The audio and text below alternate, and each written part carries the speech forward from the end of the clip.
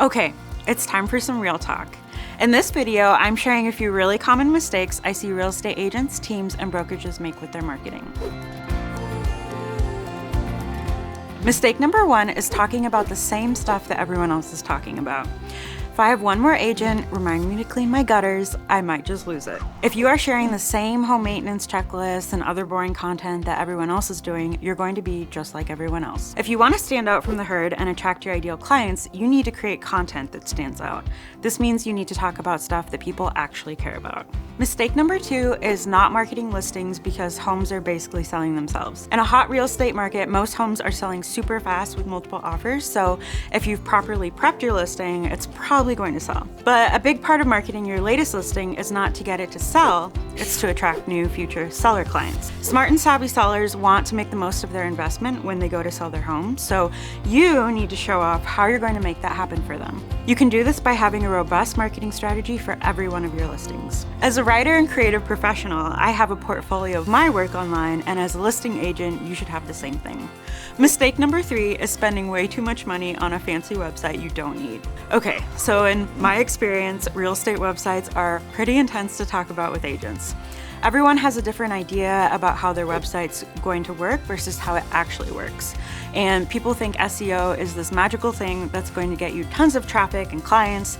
And then some people think you need a whole home search feature on your website. So there are all kinds of ideas out there. But if you're a single agent or a team, my opinion is that the best website for you is one with a simple, stylish design that you know how to update yourself and update regularly. Now, I know this isn't going to work for everyone, but if I were a real estate agent, I would get a Squarespace website or a site that is super user-friendly. I don't have to worry about anything breaking because Squarespace handles all of that. Also, it would be important to me that I personally own this website no matter what brokerage I might be at. So my online presence is not dependent on which brokerage I'm at. Also, you really don't need a home search as a single agent or team unless you are prepared to spend the money it takes to compete with Redfin and Zillow.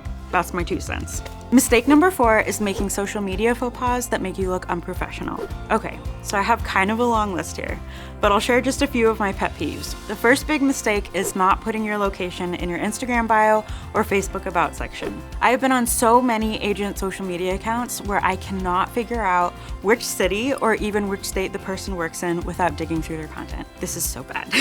Another social media faux pas is sharing content directly from Instagram to Facebook. So you can do this, but only if you go into Facebook right afterwards and edit the post so it makes sense for Facebook. For example, a lot of the time people will tag another account on Instagram, but when it pushes to Facebook, the tag loses that hyperlink.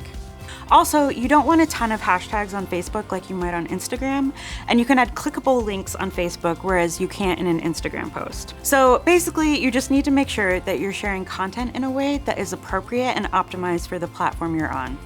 And finally, mistake number five is using set it and forget it marketing. If you are buying generic, pre-written blog posts that 1,000 other agents are using, or if you're completely outsourcing your social media content to someone else, you're really missing out on huge opportunities, and in my opinion, you're actually hurting your brand. So I'm going to get a little sassy here, but ask yourself, what do you offer that a robot does not?